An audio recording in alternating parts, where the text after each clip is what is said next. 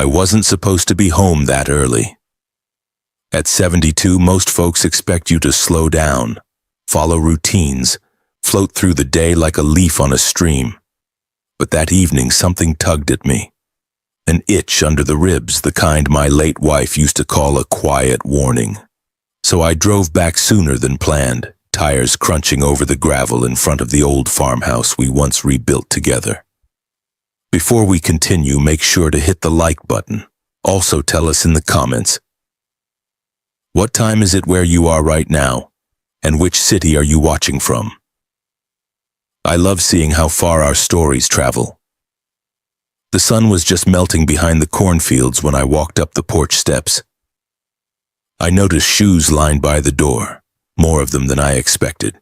Too many for a casual visit, too organized for a neighborly stop-in.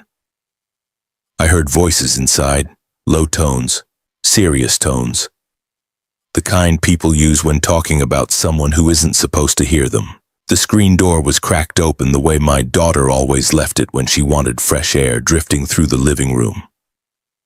The habit used to remind me of her mother, gentle, thoughtful, a woman who believed homes should breathe just like people. But that night, the open door felt less like nostalgia and more like an omen. I stepped quietly into the mudroom. My boots stayed by the wall. My ears stayed alert. From the dining room I heard murmurs. Too many voices blending together. I edged forward until the hallway gave me a narrow view of the room. There, gathered around my old oak table, were 5 people. Neighbors, acquaintances, 2 I barely recognized. And at the head of the table sat my daughter. She wasn't crying, but she held her hands together like she wanted people to think she was barely holding it together. It was a posture she'd perfected over the years, the fragile, worried daughter just trying to do what's best. I knew that look too well. I'd seen it when she wanted me to sign something. I'd seen it when she wanted help she didn't want to call help. I'd seen it when she wanted control. I'm scared, she was saying. My father's been forgetting things. Important things. I think something's happening to him. A neighbor, the one who lives 2 farms over, nodded slowly like he'd been expecting this. You sure, dear? He seems all right when I talk to him. That's the problem, she replied. He seems all right, but he's not. He hides it. You know, there are moments in life when anger doesn't feel like heat. It feels like cold, like winter settling in your bones. Listening to her speak about me like that, so confident, so certain, so rehearsed, it sent a coldness through me I hadn't felt since the night I lost my wife. Another neighbor chimed in. What makes you think he's slipping? He's always been sharp. My daughter inhaled shakily like she wanted the pause to sting. Last week he repeated a story twice in one conversation, and he misplaced the truck keys. She leaned forward. He's not safe by himself, not anymore. Misplaced the keys. Twice in one conversation, 2 harmless moments twisted into evidence. I felt my jaw tighten. That wasn't decline. That was being human.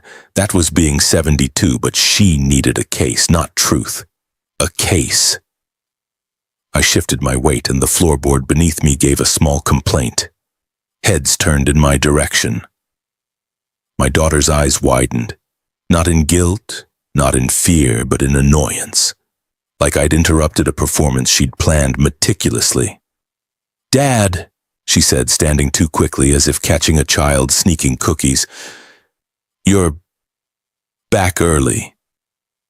I stepped into the doorway, letting the last streaks of sunset halo behind me. Looks that way. The room went quiet. The kind of quiet that pretends to be respectful but is really just uncomfortable. I looked around at the faces. Good people, most of them. People who had helped me fix fence posts, who'd shared pie at county festivals, who waved from tractors on long summer days.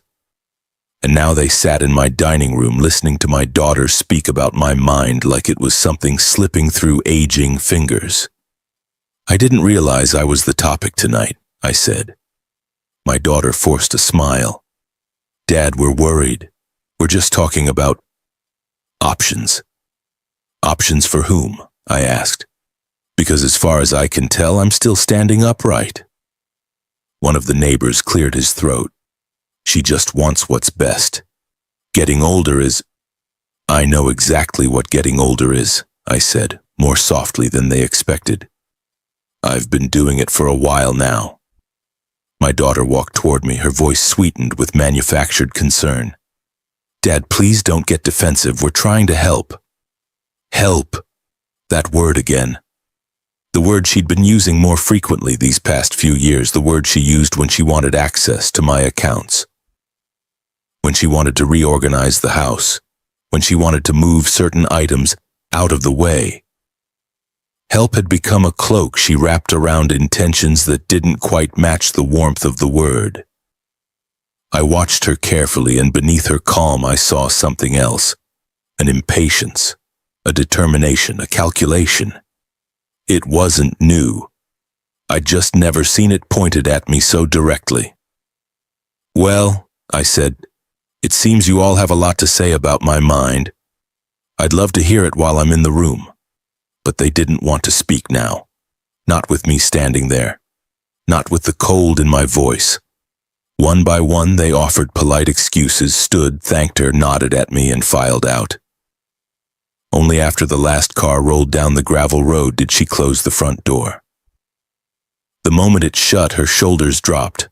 Relief, not worry. Dad, she sighed, rubbing her forehead, you weren't supposed to hear that. I gathered. I'm trying to protect you. No, I said. You're trying to convince everyone I need protecting. She folded her arms, an old habit from childhood whenever she felt cornered. You've been slipping. You just don't see it. Is that what you believe? I asked quietly. Or is that what you want people to believe? Her eyes flashed, something sharp, something defensive, and in that moment it hit me. This wasn't impulse. This wasn't worry. This was a plan. Something she'd been building piece by piece, conversation by conversation, subtle hint by subtle hint. She had no idea that I understood it better than she thought, and she had no idea what I had been documenting, quietly, privately, for 19 years. Not yet, but she would. Soon, I kept the ledger on the bottom shelf of the workbench, behind a stack of grease-stained manuals and a box of odd bolts, exactly where no one ever thought to look. It was silly, really, the way I treated paper like treasure. In a life that had been mostly hands and noise, wrenches, whistles, the constant rhythm of rails, I had learned to trust ink more than most people. Paper didn't smile when it wanted something. Paper didn't soften its voice to get a signature. Paper stayed exactly what it was, honest, traceable, and stubbornly permanent. My wife taught me to keep one for reasons that felt smaller at the time. She called them memory lists. Little things to remember, recipes she wanted to fix, the dates of children's school plays. She liked order the way sunlight likes morning. After she got sick, the lists became letters to future evenings, small promises I made to hold her memory like a light in the house. I never expected the ledger to grow teeth. Before she got sick, I'd been a railroad mechanic. Grease under the fingernails, the smell of diesel in the lungs. I worked nights on the line, fixing what broke so folks could get home. There's a rhythm to that work, a patience you don't learn in office chairs. You learn it leaning under a stubborn engine at 2 a.m, listening to metal tempers cool. My wife used to say I loved the trains the way some men love music. Maybe she was right. The rails taught me a kind of stubborn loyalty. If you fix what you can, things keep moving. We had enough of those fixes in our marriage. She learned to read the long distances of my face. I learned to read the moods of the weather. We renovated the farmhouse together, Saturday afternoons with hammers and coffee, neighbors stopping by with pies and advice. She planted a narrow row of lilacs that smelled like spring when the world seemed to promise new things. When the cancer took her, it felt like someone had pulled the cushion out from under the house. The silence afterward was a different kind of weather. It never cleared. On her sick days, she leaned on me and said, "Promise me one thing when I'm gone." She was fragile in the way of someone teaching a cat how not to hide, careful and decisive. "Promise you'll let her feel safe," she said. "Don't make her feel alone." At the time, I thought she meant small comforts, cookies in the jar, a warm blanket on cold nights. I didn't reckon with how words stretch and rearrange when people start to use them for convenience. After the funeral, there was a spate of help. Our daughter moved back for a while, then out again, then came back for longer stretches. She was bright, sharp as a newly turned screw, and warm where her mother had been warm. The way people praised her at church socials and parent-teacher nights made me proud. She got a good job, moved into a tidy apartment in town, and called often at first. Those calls were lifelines. I answered and let them be buoyant, letting my loneliness fold into the humor of her days. That's what parents do. We trade pieces of ourselves for heartbeats of our children's lives. The ledger began as scraps. A note about a check that never cleared, a thought about a dinner guest who stayed too long and talked too much about simplifying things. Little things. I stuck each page into the box, folding corners like bookmarks. When the small things started aligning, when the scraps became a pattern, I began writing methodically. Dates, names, amounts. What was said, who was present, the smell of coffee in the room. I didn't write to punish, I wrote to remember exactly how the lines had been drawn. At first, her involvement felt like real care.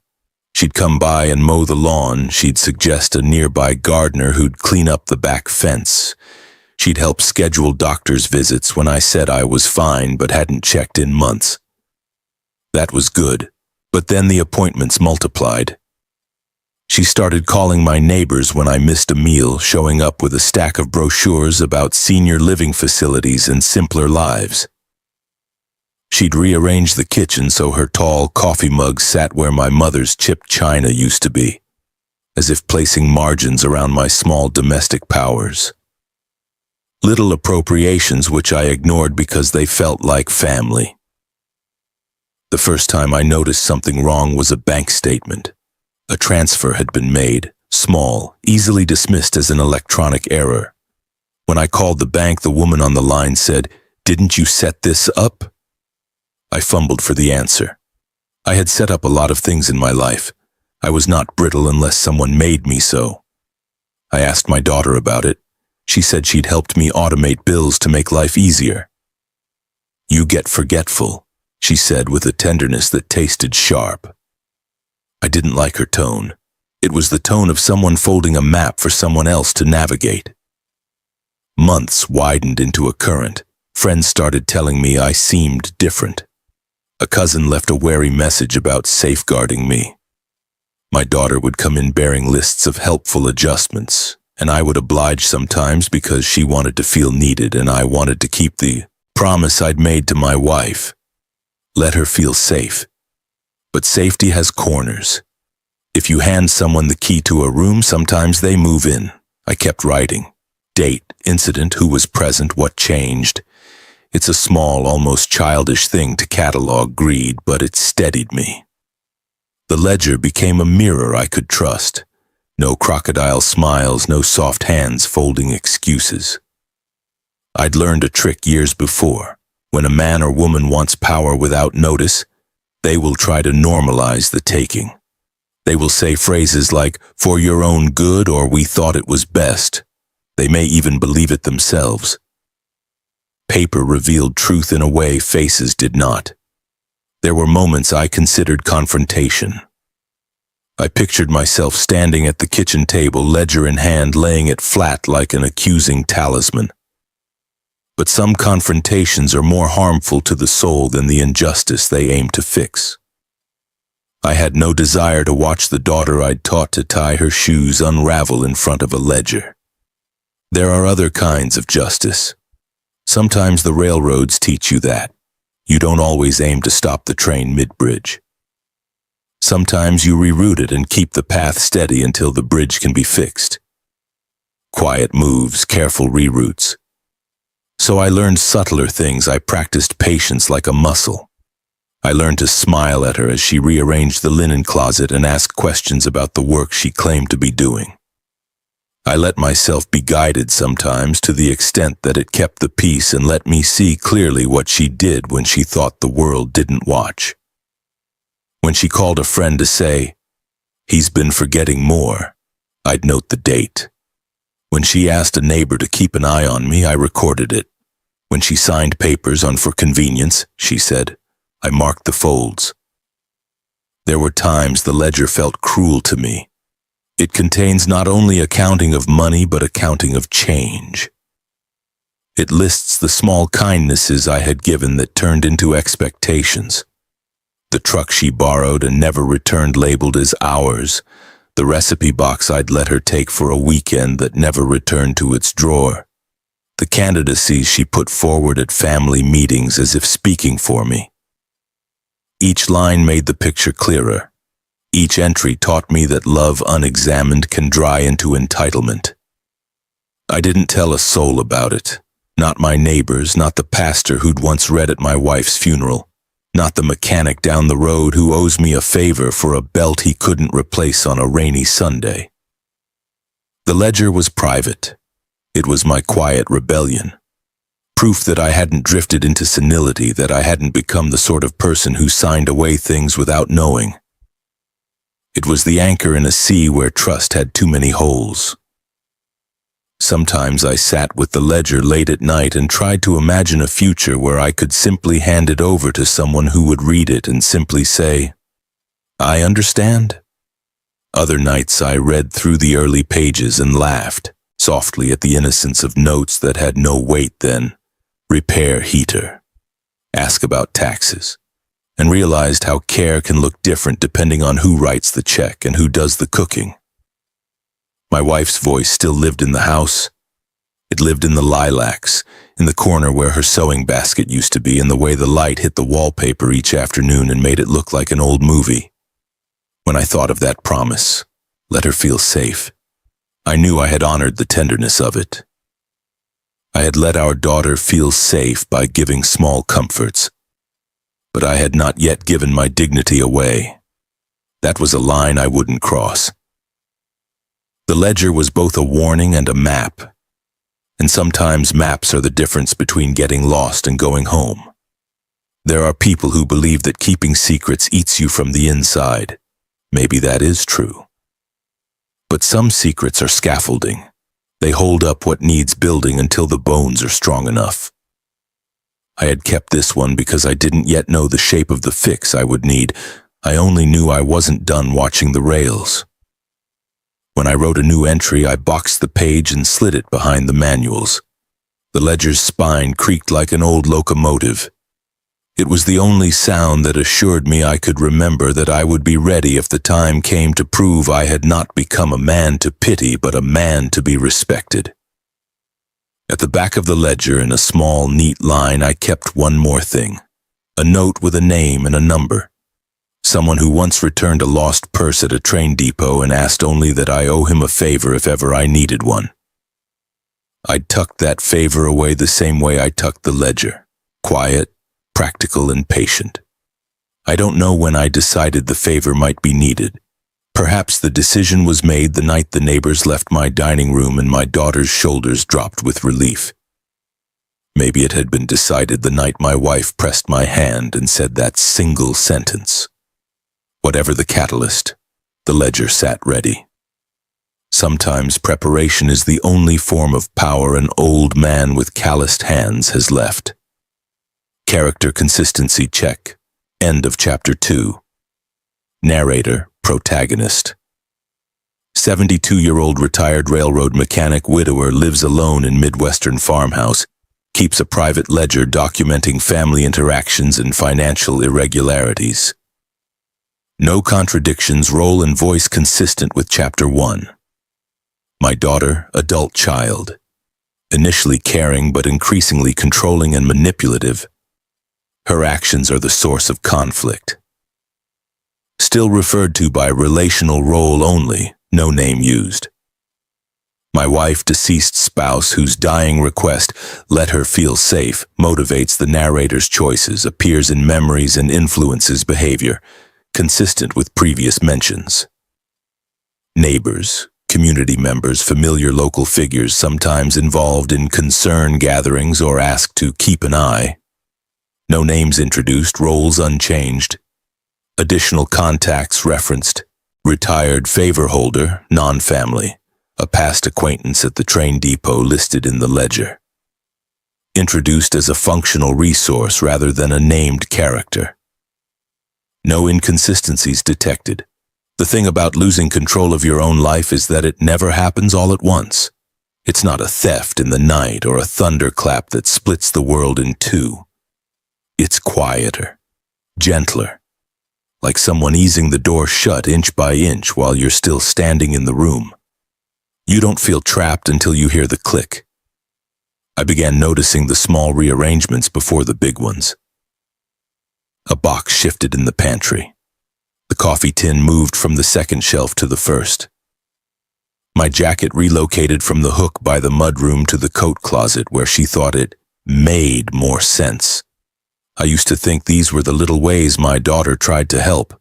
Now I understand that help becomes a leash when someone decides they know better than you how to live your own life. One morning I came downstairs and found a row of pill bottles on the kitchen table. Orange plastic with crisp white labels. I hadn't seen them before. She had arranged them neatly like a display. Morning, noon, and night. I asked her what they were for. "You've been forgetting things," she said, pouring herself coffee like we were discussing weather. "Your doctor said these will help keep you sharp." I don't remember saying I needed help keeping sharp. I remember the doctor mentioning possible memory support years ago. One of those conversations doctors have with older folks the way mechanics talk to drivers about preventive maintenance. More formality than diagnosis, but my daughter had taken that small seed and planted an entire garden around it. I didn't argue. Not yet. I simply nodded and placed the bottles in the cabinet near the stove where I used to keep spices before she reorganized the kitchen. When she left, I checked the labels. 3 of them I didn't recognize. 2 weren't necessary. One was something I would have refused outright if I'd been asked. I set them aside on the counter and stared at them for a long time. I wasn't angry. Not then. Just disappointed. There's a certain heartbreak in realizing your child thinks you're better managed than understood. Slowly the patterns multiplied. She began calling the house each morning. If I didn't answer on the first or second ring, she'd call again. If I didn't answer quick enough, she'd call a neighbor to check on me. Soon the neighbors started looking at me with the kind of sympathy reserved for people who fall downstairs or forget who they are. I heard whispers at the grocery store. "He's not the same. Think he's slipping. She's doing her best." I wanted to laugh. Slipping? I still repaired my own machinery. I still chopped my own firewood. I still filled out every form without help. But perception is a powerful thing, and my daughter was creating it with careful hands. Then came the paperwork. God help me, the paperwork. It started as a single sheet she brought over one afternoon. She set it on the table beside a slice of homemade pie she'd picked up from the diner like sweetness might soften ink. "These are for your utilities, Dad," she said. "I can help you get things in order." "What's out of order?" I asked. "Nothing," she answered too quickly. "But this makes it easier on you." Easier on me, another phrase I'd grown to mistrust. When someone tells you they're simplifying your life, they're often making space in it, for themselves, for their plans, for control. I read the paper carefully. Authorization to speak on my behalf. A small thing in theory, a convenience. But I didn't sign it. I told her I'd think about it, and she smiled, though her eyes stayed still. That's how I knew she was irritated. A few weeks later, she brought more forms: insurance, banking, property management. Each one wrapped in a story about people she knew whose parents had messed something up because they didn't plan ahead. I didn't sign those either. I could see the disappointment shaping her posture like a winter wind. I wrote each incident down in the ledger: date, type of document, what she said, what I said, where her eyes moved when she spoke. People lie with their eyes first. Then there was the incident with the truck. I'd left it in the driveway after hauling scrap lumber to the workshop. When I came outside the next morning, it was gone. She had taken it, without asking, without a note, without explanation. I called her. "Oh, Dad," she said lightly. "I'm just using it for a few days. You hardly drive it anyway." Hardly drive it, the truck I'd rebuilt from engine to axle. The truck my wife and I used to take out on Sunday drives. The truck I sometimes sat in just to remember what it felt like to have her hand in mine when we parked facing the sunset. Now it was hers because I barely used it. I added another entry to the ledger. Truck removed from property without permission. Claimed shared usage. No apology. The next shift came with the mail. One day she started collecting it before I even got to the box. She'd arrive with a neat stack of envelopes already opened, saying things like, "I took care of this bill for you," or, "This looks confusing, so I looked through it." Confusing.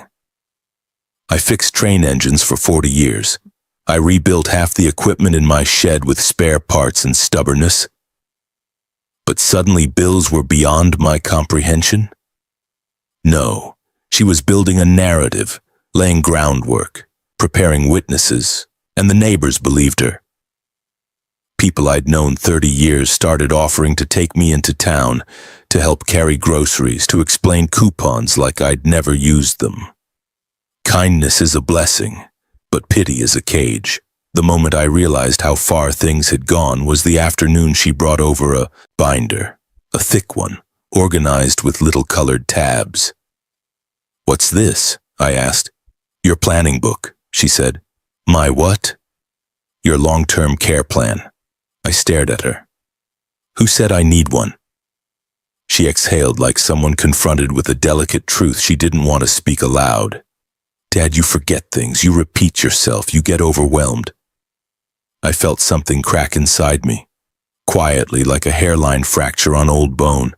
I didn't say a word. She kept flipping pages, schedules, budgets, options. Every tab felt like a small surrender she expected me to make. I didn't open it again after she left. I put it in the bottom drawer of the desk and wrote another entry in the ledger. Binder delivered. Purpose: initiate transfer of decision-making. Tone: rehearsed. Motive: control under guise of care. But the biggest warning didn't come from the binder. It came from something far quieter. One evening after she'd left early due to a busy week, I sat in the living room. The house was dim. Just the lamps we used to turn on together. I was drinking tea when I noticed the pile of newspapers on the side table had been sorted into 2 neat stacks. I knew immediately she had done it.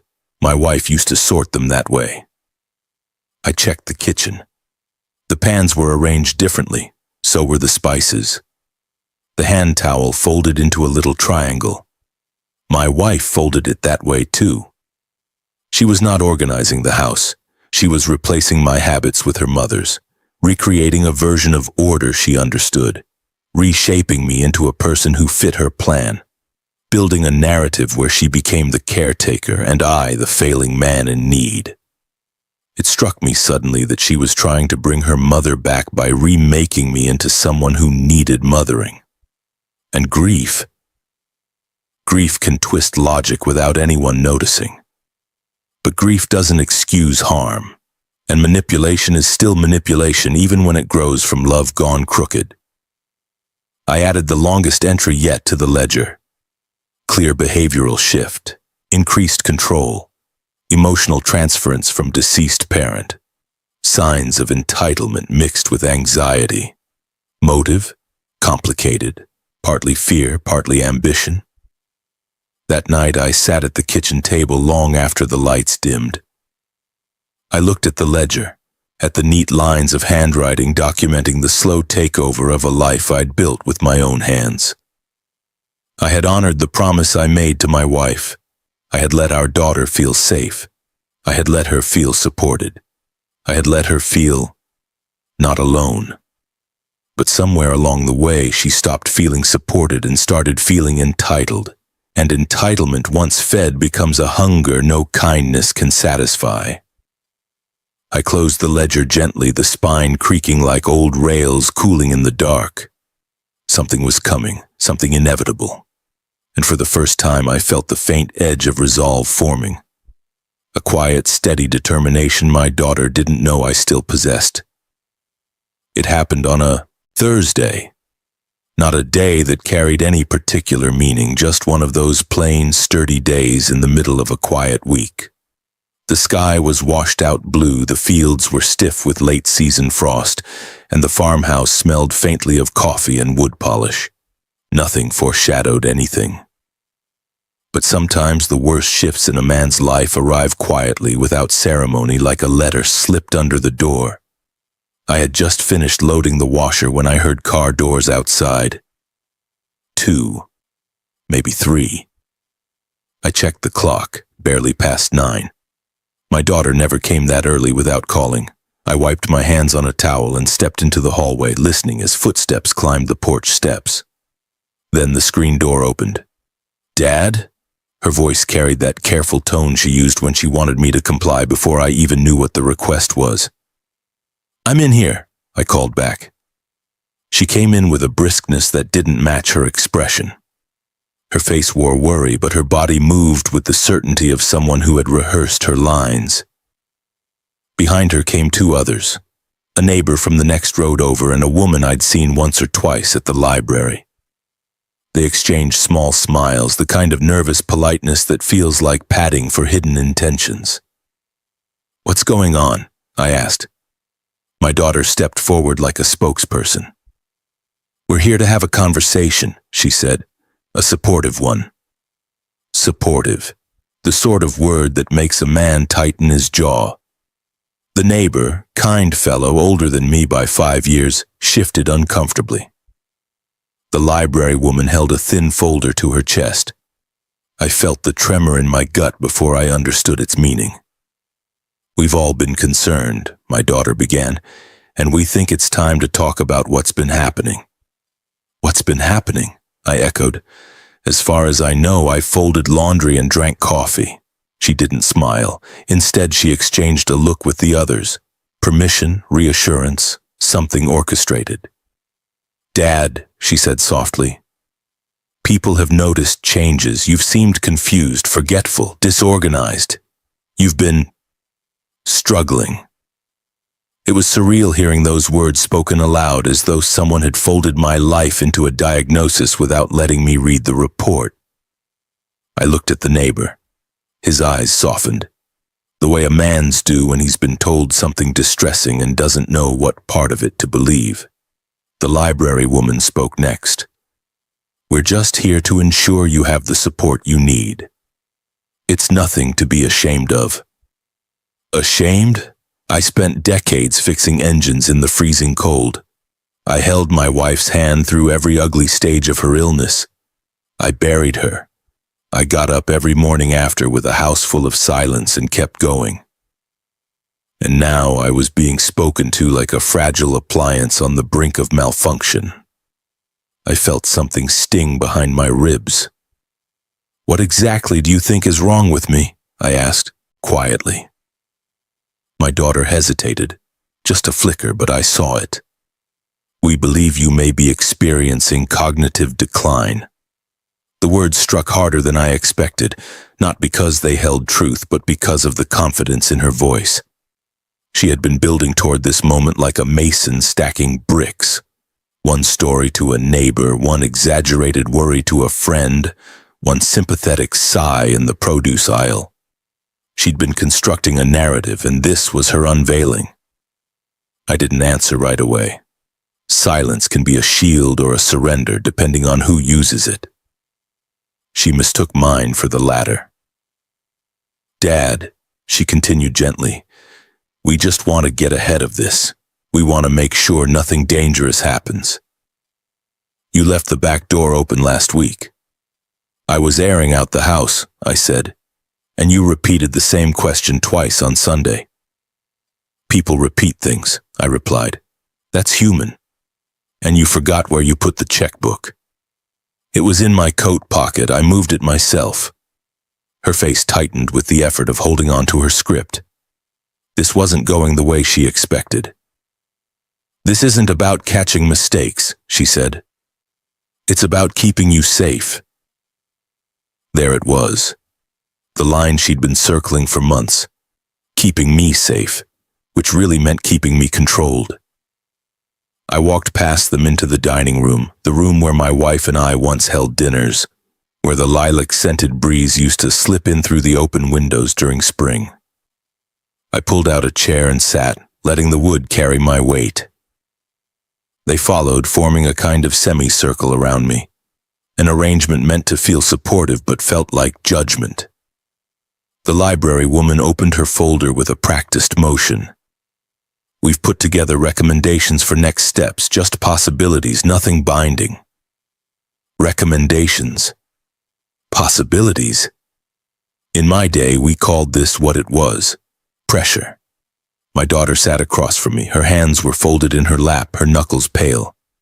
Behind the concern, behind the fluttering gestures and soft tones, there was something else. Fear. Not for me, but for the loss of control she thought she'd secured. "We think it would be best," the woman continued, "if your daughter took on a more active role in managing your affairs. Just temporary." I stopped listening for a moment. My wife's voice came back to me, gentle, fading, threaded with love. "Let her feel safe. Don't let her feel alone." I had mistaken that request for a surrender of myself. I thought I could fix everything by letting her lead, by allowing her to believe she was helping me. I gave her room to grow, but somewhere in that space she had built a throne. When I tuned back in, I heard the phrase that pushed the house off its foundation. And eventually transitioning him to an assisted option might be the responsible path. "Assisted what?" I asked. "Living," my daughter said, eyes on her folded hands. I felt something deep and old stir inside me, not rage, not shock. Something steadier, something that came from the part of me that used to bend steel into shape with nothing but willpower and repetition. I stood up slowly. "Everyone out," I said, not shouting, not trembling, just firm. My daughter's head snapped up. "Dad," I said, "out." The neighbor hesitated, torn between wanting to help and realizing he'd wandered into a family storm. The library woman clutched her folder like a shield. They both left without argument, their consciences uneasy. My daughter remained seated. "Dad," she whispered, "I'm trying to protect you." "No," I said, "you're trying to rewrite me." She flinched. "You're making this harder than it needs to be. And you're making decisions that aren't yours to make." Her eyes filled with something complicated. Anger, fear, maybe a hint of grief. "I don't want to lose you the way I lost her." There it was, the root of everything. She wasn't just organizing my life, she was organizing her fear. She was molding the world so nothing could surprise her, hurt her, abandon her again. But in trying to control everything, she was losing the very person she was trying to keep.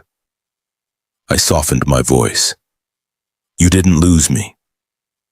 She shook her head. "You will. You're getting older. Things change." "They do," I agreed, "but not like this." We stood there in the dining room, two people connected by blood and severed by misunderstanding. The house held the silence between us the same way it held the echoes of my wife's laughter. "I can take care of myself," I said quietly. "But what if you can't?" she countered. "What if one day something happens and I wasn't ready?" That fear, I realized, had teeth, and she had been feeding it my independence piece by piece. "Then let me make that call," I said. "Not you." That broke something in her. She stood abruptly, grabbed her coat, and moved toward the door. She didn't slam it. My daughter is not the slamming sort. She closed it with the kind of precision she uses on her arguments: firm, careful, final. When her car pulled away, I walked to the workbench, opened the cabinet, and pulled out the ledger. I flipped to the newest page and wrote, "Intervention staged. Emotional manipulation attempt. External witnesses involved. Motive, fear, and control. Result, boundary crossed." I stared at that last line for a long time. Boundary crossed. There are moments in life when a man realizes the situation is no longer something he can tolerate quietly. Moments that divide the years cleanly, before and after. That day became one of them. I set the ledger down gently and reached into the drawer where I kept the small scrap of paper with the number on it. Faded ink, worn edges, a favor waiting patiently. I didn't call it yet. But for the first time, I held it in my hand, and I felt the weight of a decision beginning to settle. The ledger had waited patiently for years, like an old locomotive idling at a spur, ready to move when the whistle blew. For 19 years, I had fed it scraps and receipts, small slivers of memory and incidents that didn't make sense alone, but lined up like ties under a track when placed in order. I did not write in it to punish. I wrote in it to remember the slope of things as they changed.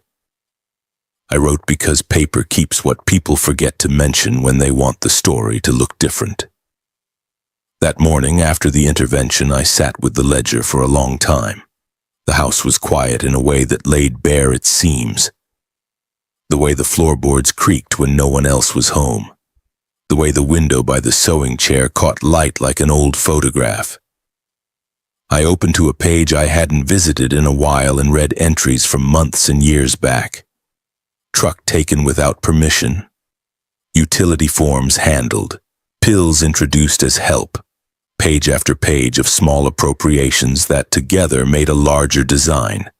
Control, normalized and revised into care. There, toward the back, tucked between lists and dates, was the small line I'd written in a different hand years earlier.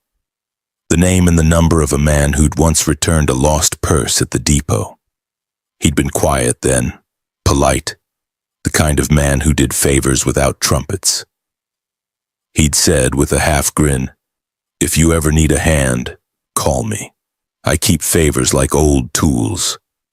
I'd never expected to need that hand for anything beyond a rusted bolt or a late-night tow. Life has a way of making the favors you collect look like treasure when you finally need them. I called the number.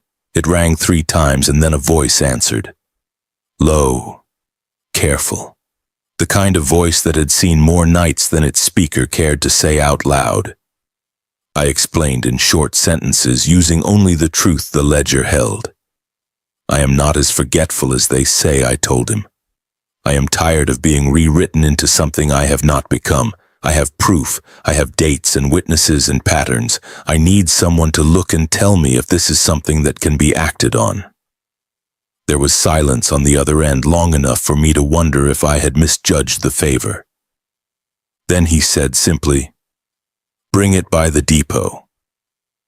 We met in the back room, a place where men still drank coffee that tasted like the early morning and swapped quiet confidences. He looked at the ledger the way a mechanic looks at a rebuild, patient, assessing, searching for the truth under the grime. He read pages without comment, nodding now and then, lips pressed in that line men make when they are counting things in their heads and weighing options. "This is precise," he said finally. "You've been careful." "I was keeping track," I said. Not everything is memory loss. Some of it is a plan. He whistled softly. A lot of people confuse the two until the train runs off the rails. We spent the rest of the day mapping what the ledger revealed into steps. The man, retired, yes, but not out of practice when it came to sorting what's real from what's convenient, told me he owed me for a kindness long ago. He owed me nothing I hadn't already paid forward in the years of small favors at the depot, but he insisted. He made a plain list, documentation to gather, bank records to request, witnesses to talk to. He spoke in terms that sounded like work and not vengeance. There was no gleeful malice in his voice, only the steady competence of someone who knew how to assemble facts so they could stand up in a room full of assumptions. "I can make some calls," he said, "but you'll have to be willing to sign things, mister." He paused, a courtesy I appreciated. "To show you're the one initiating this. It needs to be clean. No theatrics. No requests that make you look small. We'll just present the facts." "I want the truth," I said. "I want my house to be my house again, and I want people to stop telling stories about me like I'm not here to listen." He smiled, another small thing. "Then we'll do it right. You did the hard part by keeping records." The next weeks were a slow choreography. The man contacted an old attorney friend who specialized in elder affairs and financial investigations. We gathered bank statements, stacked, stamped, clinical, and lined them up beside the ledger entries like tracks meeting at a turnout. Signatures compared, dates that didn't match explanations. Electronic transfers that suddenly looked less like convenience and more like deliberate redirection. There were small miracles in the work. A canceled check appeared that had never been explained away, an emailed helpful summary that matched an unexpected withdrawal. Each small discovery tightened the net of evidence. My heart felt strange through it all. I was not a man moved by a hunger for revenge. I wanted protection. I wanted the truth recognized so that my days would not be rearranged by someone else's fear. Every time the investigator shared a finding, an unauthorized transfer or a forged initial, my anger was tempered by something else. Sorrow. Sorrow for the fact that the person who had once been my child, who carried my face and shared my laugh, had become someone who thought the best way to keep me safe was to take my choices away. There were choices to be made along the way. For every document we filed to reclaim authority over accounts and property, there were quieter decisions I had to confront about my relationship with my daughter. Could I press charges? Could I seek restitution? The ledger allowed for legal outcomes, but legal outcomes do not always repair the softer things. The Sunday breakfasts, the hands taught to tie shoes, the songs hummed between dinner courses. I did not want to destroy her life for the sake of pride. I wanted dignity returned. The investigator understood this. His face was a map of similar decisions. "One step at a time," he said. "We'll seek remedies that protect you and reassert what's yours. The law will do its part. The rest, how she learns from it, that's something else." We began with administrative moves, revoking authorizations she'd procured without my informed consent, closing online access she had to accounts, and notifying institutions that any changes required my explicit, in-person approval. Each step felt like pulling weeds gently rather than yanking roots. I wanted the garden to stay whole, just free of the vines that had choked it. At times, friends and neighbors asked why I was taking such a careful approach. Why not make a scene that would be satisfying? Why not loudly proclaim betrayal? My answer was always the same. I wanted proof to speak first. The ledger had taught me that stories become truth only when enough people repeat them. I wanted to turn the whispers back into facts, so the next stories people told about me would be based on paper and not prejudice. The investigator was thorough. He interviewed the neighbors who'd attended the intervention, the woman from the library who'd clutched a folder, and a banker who had noted unusual transfers. Some were embarrassed, some were defensive. Most had acted out of what they thought was concern. Few had intended harm. But intention and consequence are different things. We recorded both carefully and without flourish. My daughter's pattern, calls, interventions staged as support, financial intrusions began to look less like care and more like a line drawn across a property map where she thought the fence should be. There was a day when she came by unexpectedly, standing in the doorway with that worried look she'd perfected. I did not know yet whether to be tender or distant. It took everything in me to stay neutral. She spoke of apologies she hadn't yet written and explanations she rehearsed. I listened. I did not close the door in her face. I did not shower her with recriminations. The ledger and the investigator's progress had given me the steadiness to hold both my dignity and my grief in my hands at once. When the investigator told me he was ready to move forward, to deliver findings to the bank and to the local authorities if necessary, I felt a mix of relief and a small, unfamiliar trepidation. The ledger had always been my private bulwark. Turning it into a public instrument was a kind of exposure. But the ledger had also proved to me in ink and dates that I had not been losing my mind. It had proved that the man across from me, the one who worked nights under engines and loved his wife with stubborn, steady care, still had a voice. "You wanted proof, Mr. Henderson?" the investigator asked, as if reading something off a checklist. He'd started calling me by my last name now, partly formality and partly a shield, I think, to keep the work from feeling too personal for him. "We have it.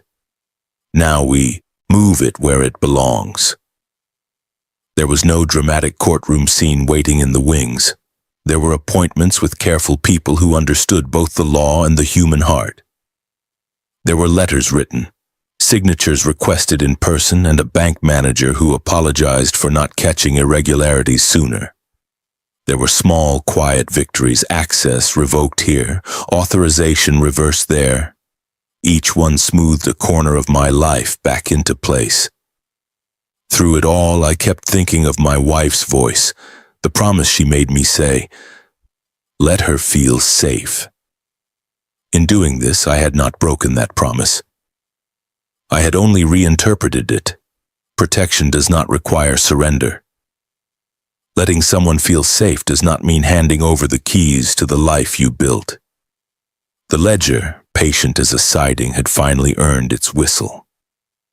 The favor collected at the depot had proven itself worth more than a late-night tow or a warm cup of coffee. It had returned my life to me not in a blaze, but in a steady legal reassembling. And as the first small victories arrived, paperwork corrected, accounts secured, I felt something like peace begin to unroll in the house. It was not triumph. It was a quiet recognition that the truth had a place to stand, and that place was no longer just the back of my workbench. The morning the consequences began to land, the house was washed in that cold, pale light that makes everything look honest. I had slept well for the first time in weeks. The kind of deep sleep that comes when a decision has settled into your bones and the arguing parts of the mind finally stand down. When I opened my eyes, I felt not triumphant, not victorious, just steady, like a track cleared of debris after a storm, clear enough to move forward. I brewed coffee in the old tin percolator my wife loved, the one that hissed faintly as it worked, like it was breathing. I stood at the counter and watched steam curl into the morning air. The house was quiet, no footsteps reorganizing drawers, no concerned sighs drifting down the hallway, no planning binders laid out for my benefit. Just the simple sound of my own thoughts expanding into the space that had once been crowded with someone else's intentions. Around 9, the investigator called. "It's done," he said. "The banks have processed everything. Your accounts are secure. Authorization restored to you alone." His voice carried no gloating, only professionalism and a hint of satisfaction that comes from seeing the right thing done the right way. There may be fallout, he added gently. Just be prepared. Fallout, a simple word for the unraveling of a person's plans. By early afternoon it began. Her car pulled into the driveway fast, too fast for the gravel. The crunch of tires had an urgency I recognized from the days she skinned her knee as a child and came running home for comfort. But this urgency was different. This urgency was fear wearing the clothes of anger. She didn't knock. She came straight in, eyes bright with something between confusion and betrayal. "What happened at the bank?" she demanded. Her voice cracked in the middle, not from rage, but from disbelief. I set my coffee down. "They called me," she said, pacing. "They wouldn't release information. They said authorizations were revoked. They said you'd changed everything. What did you do?" What did I do? That question hung in the air like a challenge, but I didn't lace my answer with theatrics. "I took my life back," I said quietly. She froze. Not physically, but in that deeper internal way. Like a person standing on a bridge that suddenly doesn't look stable. She blinked, trying to absorb the words. "You've been acting behind my back," she whispered, behind her back. The irony nearly made me laugh, nearly. "I acted," I said, "because you wouldn't stop acting for me." She stared at me as if I had betrayed some unspoken pact. But it wasn't betrayal she feared. It was the collapse of the world she had constructed around her idea of what my life should be. "You're making a mistake," she said. "You're confused. Someone must have influenced you. Someone took advantage of you." There it was, the familiar rewriting, the narrative she relied on when things didn't match her expectations. Confusion as the default explanation for resistance. Mistake as the label for independence. "No one influenced me," I said. "I simply saw what was happening, and I chose to stop it." Her hands trembled. "I was trying to protect you. You were trying to control me." "That's not fair," she snapped. "It's honest," I replied. She sank into a chair, burying her face in her hands. For a long moment we both listened to the house breathe. The walls had heard arguments before, small ones over bills or paint colors, the usual hum of a shared life. But they had never heard this kind of silence, the silence of a family coming apart at the joints. "Dad," she said finally, voice thin, "you don't understand what it's like to watch someone slip away. I lost one parent already. I'm not losing another." I closed my eyes. That admission hurt more than any of her manipulation ever had. Grief can twist a person into shapes they don't recognize. It can make them build cages and call them safe rooms. "I haven't slipped away," I said. "You just stopped looking at me as I am. You started looking at me as you feared I might become." She lifted her head, eyes glistening. "I didn't want to hurt you." "I believe you," I said. "But hurt me is exactly what you did." Her mouth trembled like she wanted to argue, but no words came. She knew it was true. She knew the ledger existed now, even if she hadn't seen it. She felt its weight in the air between us. "Can we fix this?" she whispered. I wished I could say yes. For her mother's sake. For the years we shared, for the little girl who used to fall asleep on my shoulder after walking too long at the county fair. But some truths are too large to squeeze back into the box they came from. "I don't know," I said honestly. "Not today. Maybe not ever." Tears welled and she pressed them away quickly, embarrassed. For all her confidence, she had never been comfortable with vulnerability. "When did you stop trusting me?" she asked. I shook my head. "I never stopped trusting the part of you that loved me. I stopped trusting the part of you that wanted to run my life." The house fell silent again. She stood up slowly, her breath shaky. She walked toward the door, hesitant, as though she didn't quite know if she should leave or collapse into my arms. For a moment I wondered if I should reach out, if I should soften, if I should comfort her grief. But comfort is not the same thing as enabling. "Dad," she said quietly from the doorway, "I never meant to become the bad guy." "You didn't," I said, "but you stopped being the good one." She winced like the words were a blow. Then she stepped outside into the pale afternoon, closing the door behind her with a finality that echoed through the house. I didn't watch her go. Some departures ache less when you don't witness them. The investigator came by 2 days later to deliver a folder of the finalized paperwork. Confirmations, statements, reversals, protections now in place. It all felt surreal. Strange how simple sheets of paper could create so much peace. "You did the right thing," he said. "Maybe," I replied. "But the right thing still hurts." He nodded. "Most truth does." We spent a quiet hour on the porch talking about small things, the weather, engine parts, the depot. When he left, I felt both lighter and older. The following week, I made a decision that surprised even me. I chose to leave, not because I was running, not because I feared my daughter, but because the house had become too full of echoes, hers, mine, my wife's. Some houses become museums of old pain if you stay too long. I packed slowly, with reverence, not urgency. I packed my wife's letters, the old photos, the percolator, the ledger. I left the furniture, I left the rooms, I left the version of myself who believed endurance was the same thing as strength. Before leaving, I wrote my daughter a letter, not sharp, not bitter, but honest. I told her I loved her. I told her I always had. I told her grief had twisted both of us in different ways.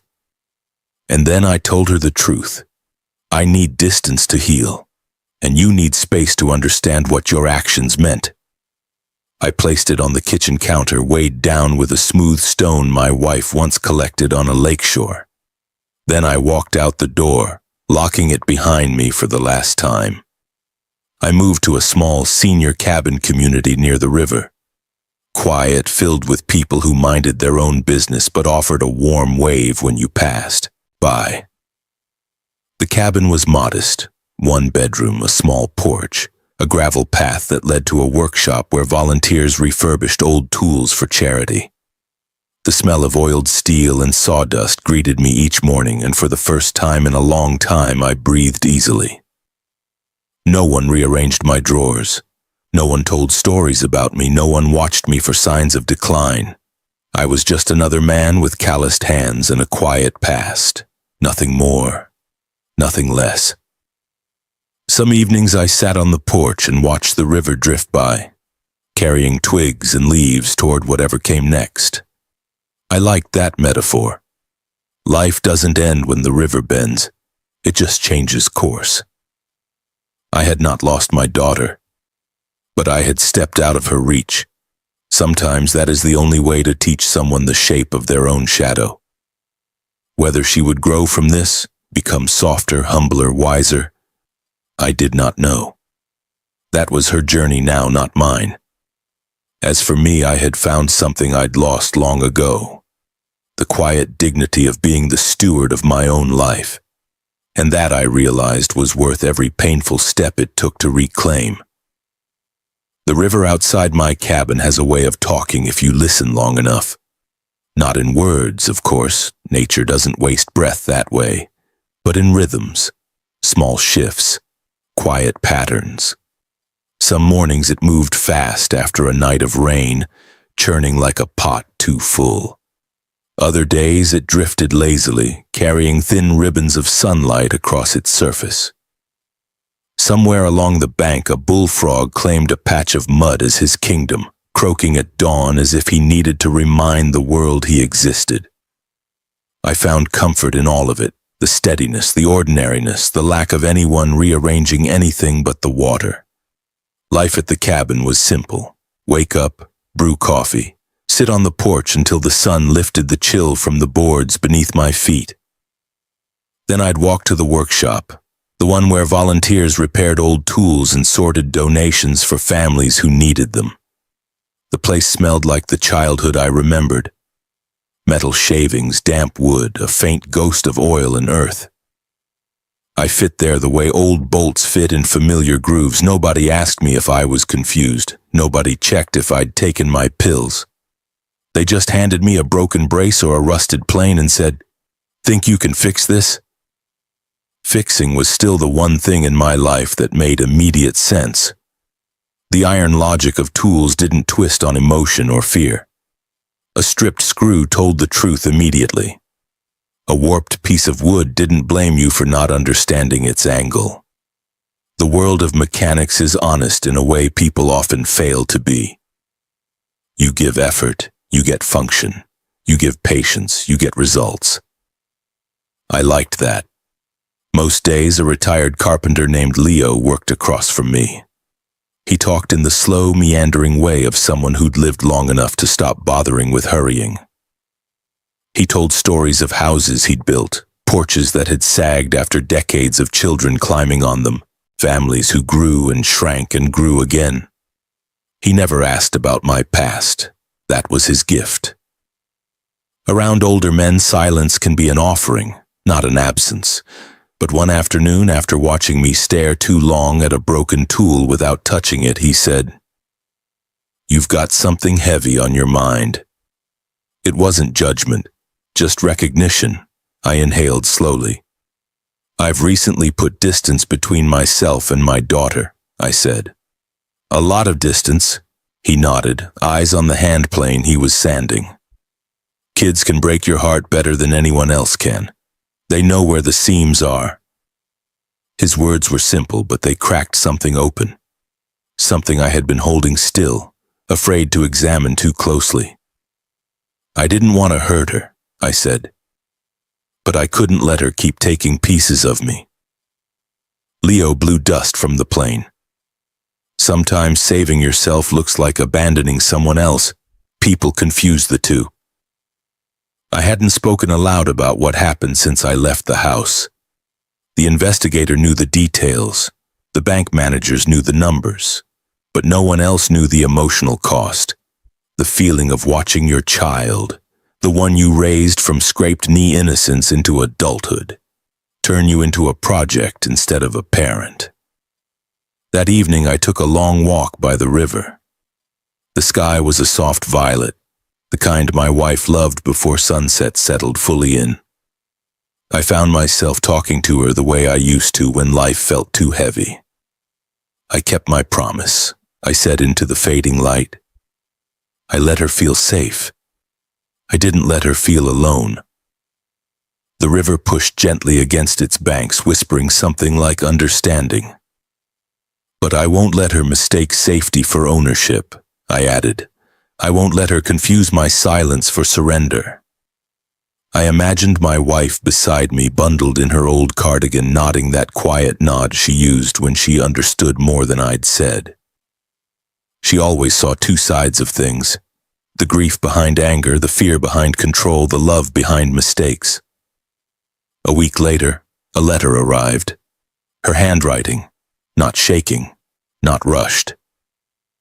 The envelope wasn't thick with explanations or demands. It was thin like restraint, like someone had finally realized that words need space to land softly.